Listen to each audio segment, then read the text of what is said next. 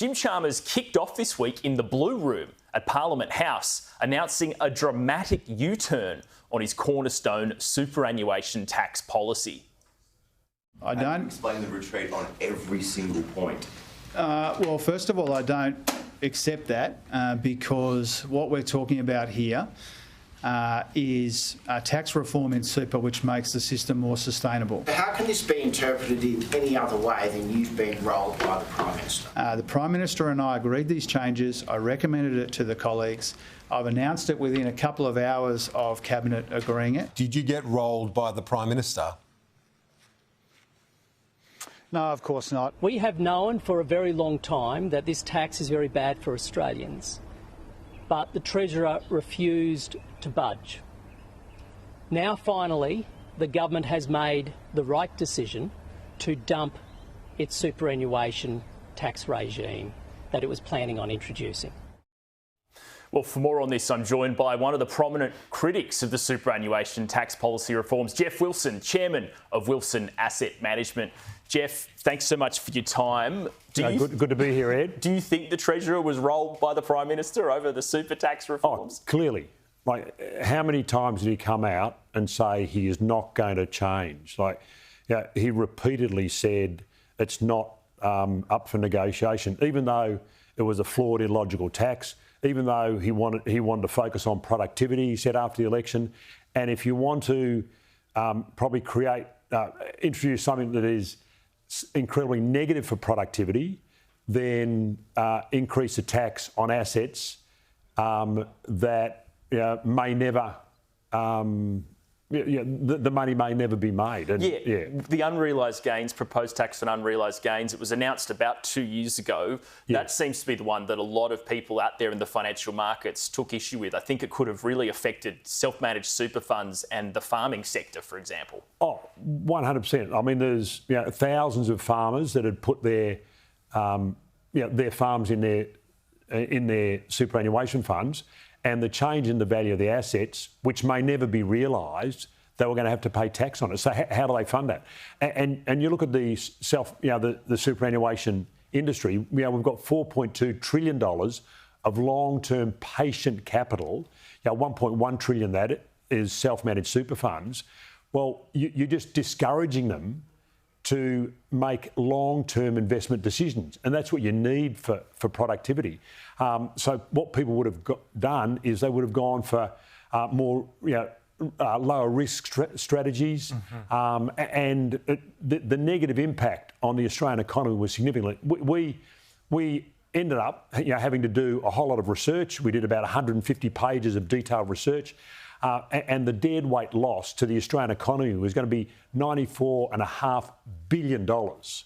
So to me, the unintended consequences were going to be monumental to the Australian economy. And one of the incredible frustrating things is, why did it take so long? It was actually 2 3/4 years of pain, of uncertainty, and we know uncertainty isn't good for capital formation.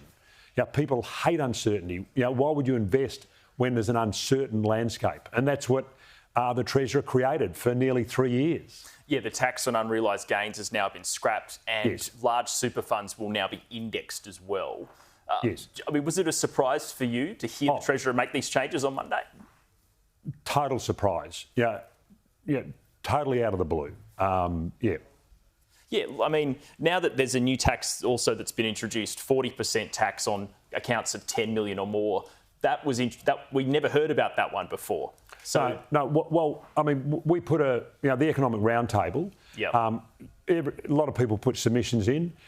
We put a submission and sent it to all the participants, and that was to, rather than taxing unrealised gains, and this was how do you increase productivity in Australia, is don't bring in what the Treasurer wanted to bring in, and that's tax realised gains. So we actually suggested a progressive tax, similar to what they came up with, to tax realised gains. You've essentially been one of the people in the financial markets kind of leading the charge against these reforms. What really struck a nerve with you? Oh, well, actually, it was interesting. The day they announced, well, take a step back, our job is to, we've got 130,000 shareholders. It's really to stand up for the mum and dad, the retail investor. Back in 2018, 2019, there was an illogical tax by Shorten and Bowen. They wanted to bring in on franking, so we stood up for that. In terms of when this tax was announced, the actual day it was announced, I got a call from a journalist and said, "Do you want to comment?" And that was, putting the $3 million cap. And I said, "Look, this is our area. We're really focused on franking." The next day, they announced there was going to be this tax on unrealised gains, and we understood the negative impact that was going to have for the Australian population, for Australian companies, capital formation, and then we decided, look, we've got to stand up for what we believe is right.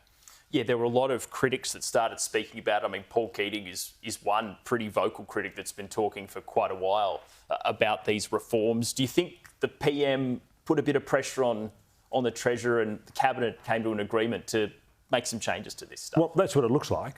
Like, to me, it looks like, that the Prime Minister had decided that he didn't want to create this, well, what Jerry Harvey said, this tax stupidity of the highest order. It wouldn't surprise me if more of the rank and file Labor MPs also put pressure on them. We did a study that showed that if an election was held now, 30 seats would change because of the negative, as people understood the negative impact this tax was going to have.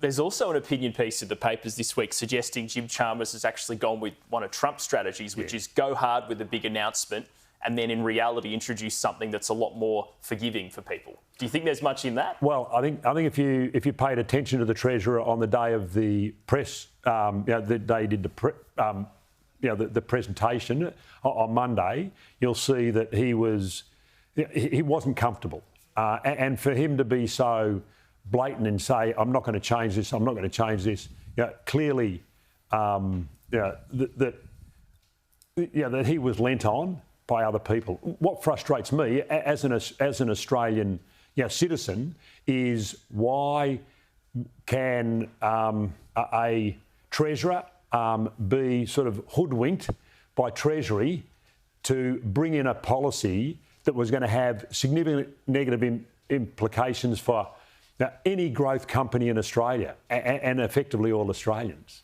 All right, how do you think now markets and investors are going to react with the new changes if they do get legislated over the coming months? I think they come into effect on the 1st of July 2026. Yeah, I mean, an interesting thing is, both the 3 million cap and the 10 million cap are indexed. The whole idea is, I'd say from Anthony Albanese's perspective, is we've got to support aspirational Australians. Well, if you really want to support aspirational Australians, then you index at least the $3 million by the growth in asset prices, not by inflation, which is 2.5%, because each year they'll be worse off.